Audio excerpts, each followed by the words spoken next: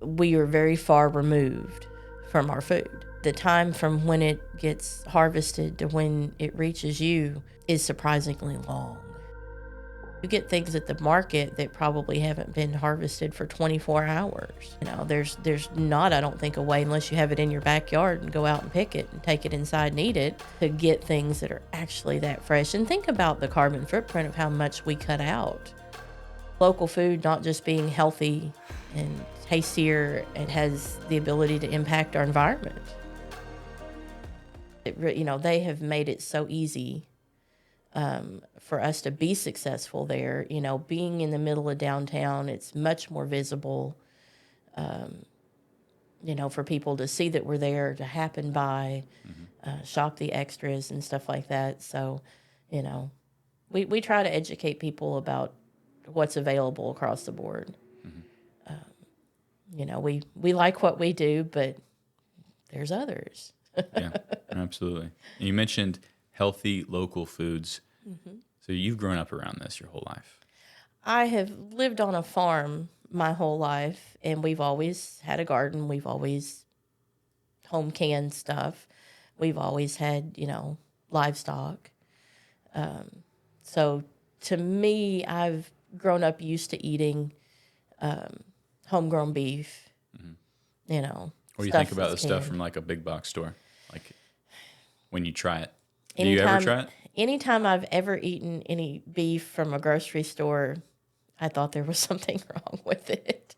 There's not. It is safe. It is nutritious. To me, it is not the same. And the homegrown stuff that, you get from a local processor, it really has nothing added to it. I think of it as really pure and really clean. I know where that animal lived. I know what I fed it. I know how it lived. And let's talk about the flavor, because it's different. It is different. I don't even know how to explain it. I don't know. To me, it's clean. It tastes very clean, very pure and simple. It only tastes like what it is. If I cook hamburger from the grocery store, I can smell and taste some of the, dye or preservatives or whatever they've added to it that makes it look the way it does. And it's off-putting to me. So that's all I've ever known, really, is food from the grocery store and also like fast food, a lot of fast food. So recently, I'd say over the past few years, I've started to, especially since I guess the past 6 months going to RCM, it's been mind-blowing. It's like, I didn't know this stuff tasted this way.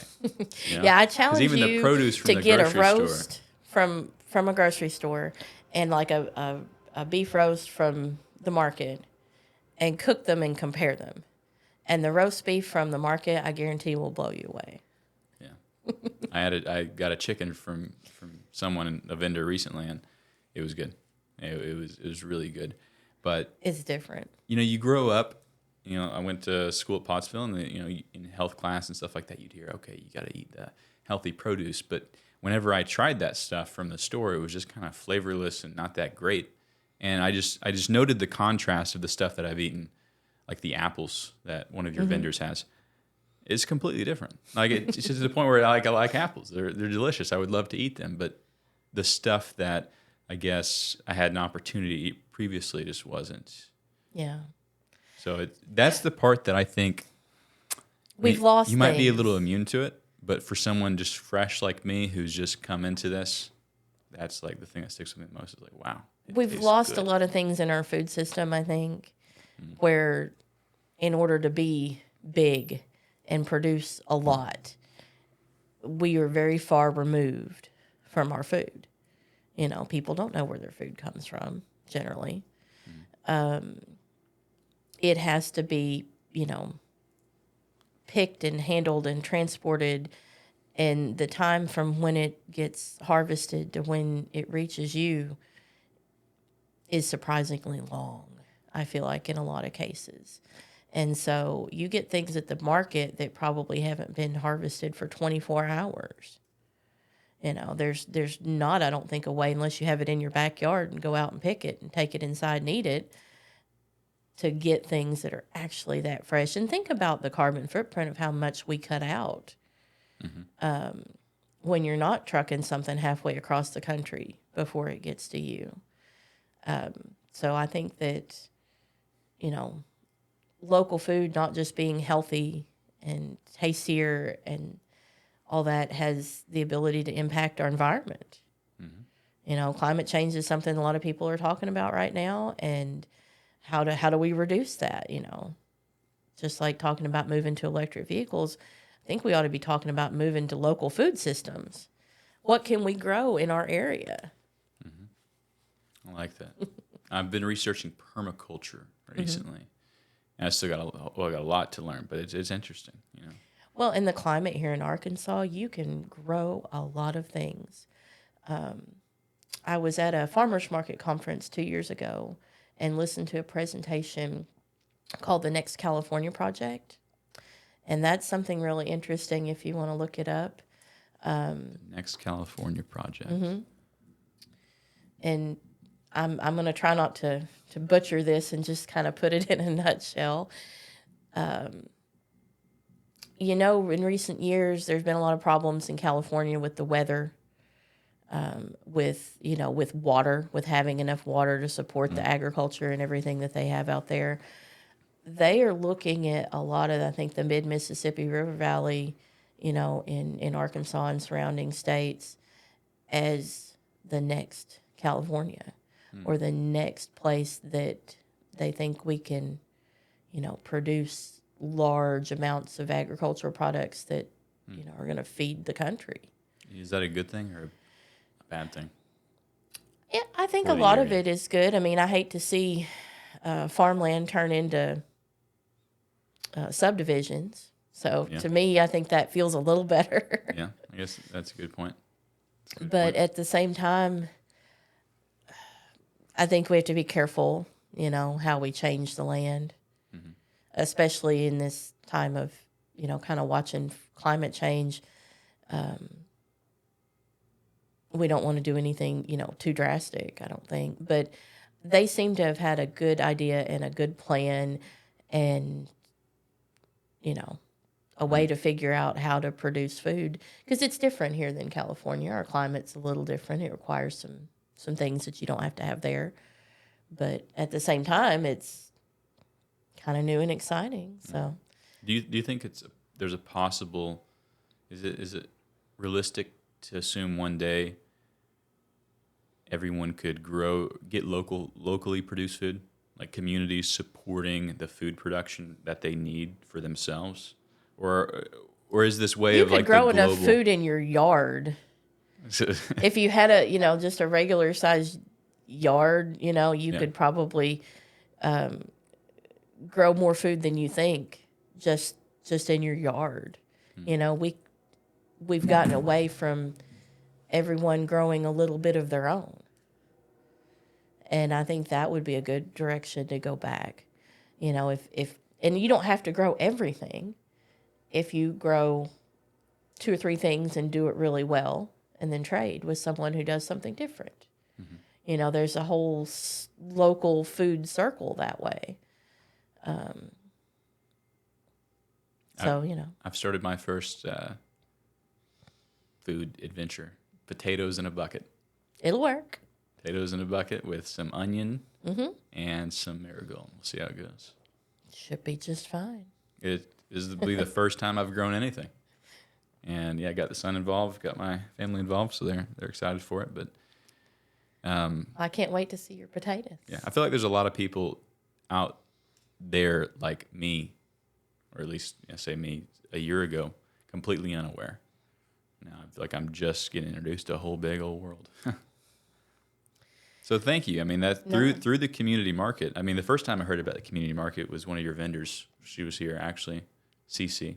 And I mean, without y'all, I would not have really known what I was missing out on. Well, we're glad that you found us, and we want to help other people, find us the same way. And rather than rattling off the website name, a lot of times I just tell people to Google Russellville Community Market, and it'll come up. You know, it'll be there, and you know, it's interesting to see what we have as the seasons change. You know, it changes just depending on what growing season we're in, and you know, who's selling and what's available. And we're always getting new vendors apply. We welcome new vendors. We are a food-based market. We do allow people to do some crafted items as well, but we would prefer that, you know, they come to us with plans to do food-based items as well, and not just, you know, crafts, because we are really focused on the food part. But that being said, there's a lot of nifty little things that people make that just fit right in with all the food items also. Is there anything you feel like is missing that you're like, okay, we need a vendor for this? Maybe there. Produce, fruits and vegetables. Yeah.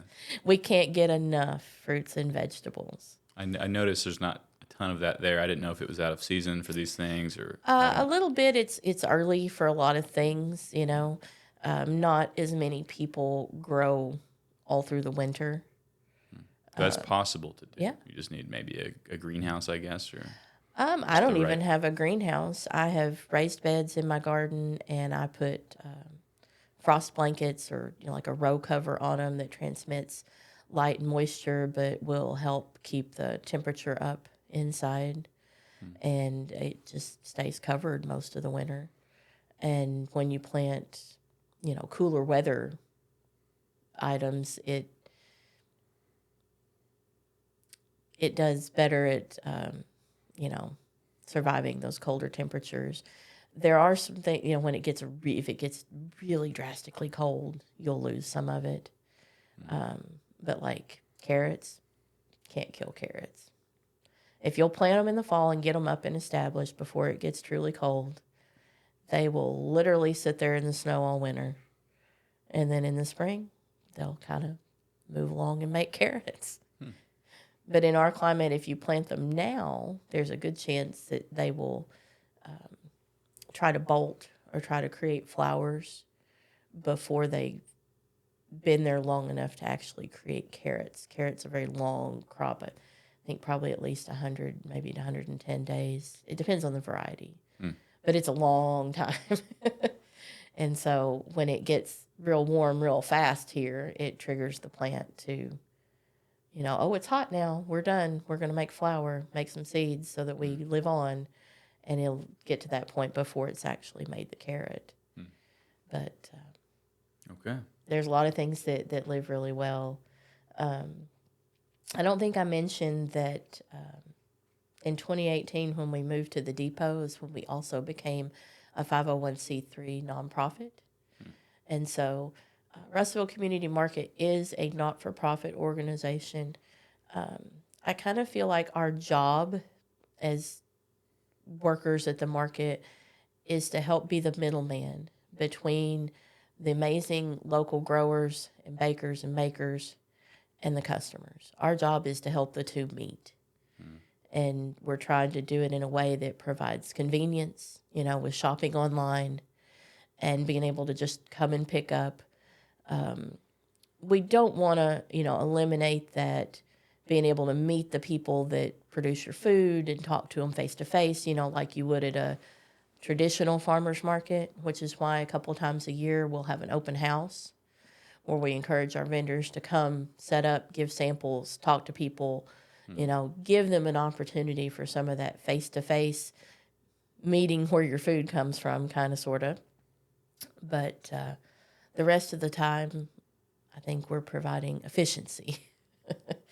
And a lot of the vendors, that's why they like our format of our market, is because you don't have to bring a bunch of stuff and set up and sit there for several hours. You know, it's very efficient. We know by Sunday evening what we've sold for that week.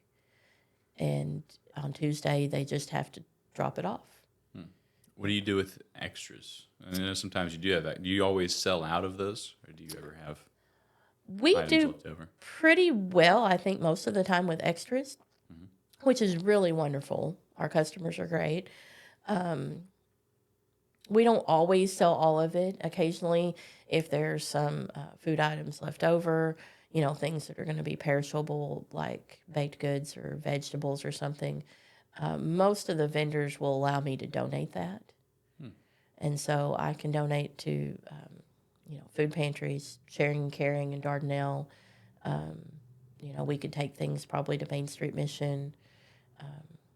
We want to make sure that food goes somewhere it doesn't get wasted. So we try not to let things go to waste, but the vendors are also welcome to come back and pick up things that aren't sold. Because you never know when you leave extras if that's what somebody wants that day or not. But it's a really efficient way of, I guess, not letting things go to waste, I know when I pick things, I generally pick too much. So I oftentimes have a little extra. Or if you make a batch of bread and it makes 3 loaves and you only sold 1, extras is a great way to help that move along to someone that'll enjoy it. Just being efficient, not having a lot of waste. Yeah.